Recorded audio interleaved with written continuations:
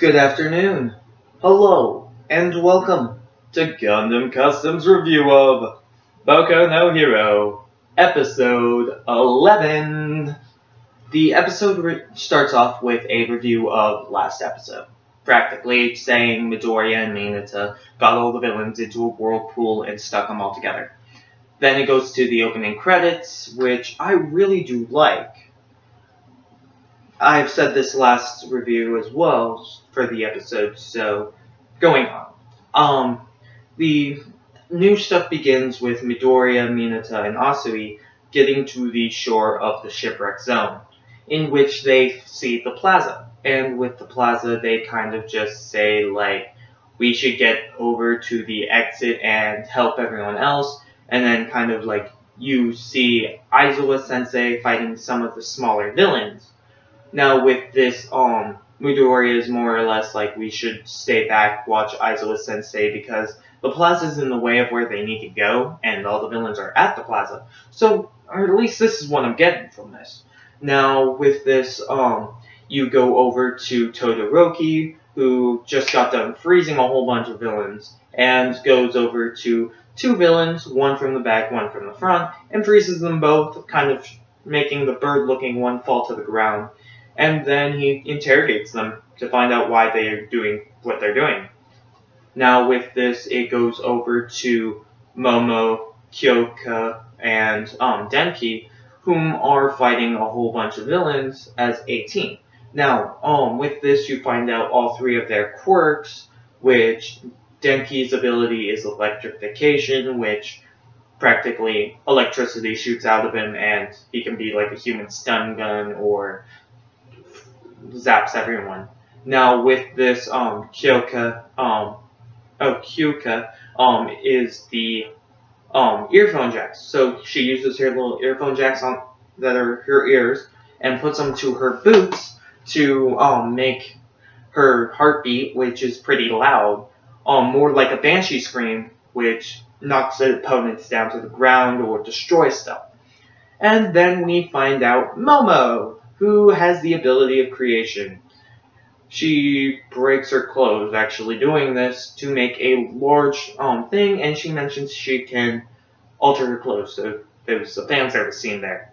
Yes, I love Momo. But with this, you find out her ability is to create non-living things, and with that, we go on to Aizawa-sensei kind of going up against Tomura, where we get him like having his pants turned to stone and his elbow kind of losing its skin when he fights Tomura, in which Tomura says like, your eye ability has this weakness, so on and so forth. It's easy to tell when you're using it because your hair's up. Now with this, he goes back, kind of starts fighting some minor trash characters, and Nomu comes in and beats him up. Now with this, it goes over to 13, who is using his black hole to absorb Kurogiri, in which Kurogiri opens up a warp gate behind 13, turning his back into dust. Yep, with this, his back turns into dust, and he's down for the count, and everyone's kind of like, oh no, sensei, and then they're like, Ida, you have to go, quickly.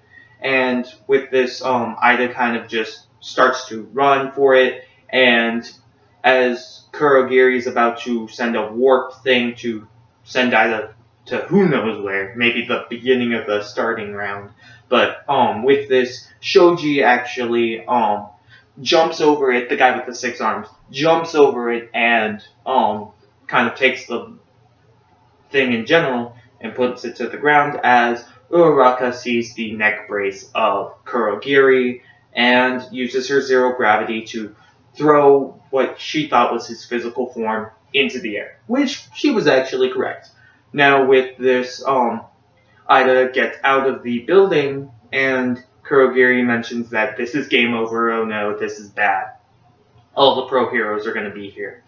Now with this, it goes over to Kirishima and Bakugo, who are just getting finished with their villains.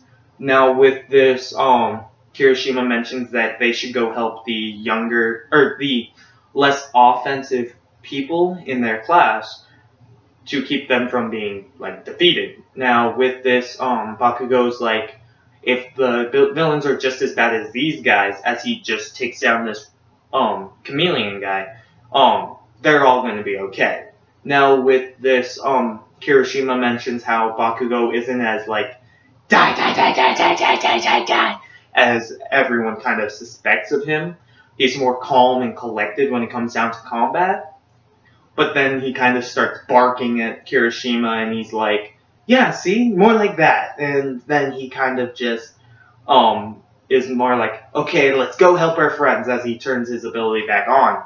Now, with this, we go over to Aizawa Sensei, who is being beaten down by Nomu, and Kurogiri goes over to Tamura and says, we kind of failed because Ida got away. Now, he doesn't actually use Ida's name, but he's saying, that guy with the engine feet got away, or something of that nature. Now, with this, Tomura's like scratching his neck, and he's like, if you weren't the warp gate, I'd kill you. But with this, he's like, game over, game over, game over. He acts a little bit childish with this. And now with this, he's like, I'm not going to do this all for nothing. So he goes after Asui, Midoriya, and Mineta. Now with this, he's about to grab Asui. Midoriya looks at Asui and imagines her being disintegrated, as he kind of gets a grasp of what Tomura's ability is based on what happened with Aizawa Sensei. Or at least that's what I'm getting from this. But with this, Aizawa Sensei gets rid of his quirk, so Asui doesn't get disintegrated. With this, Midoriya goes up in the air and says, smash!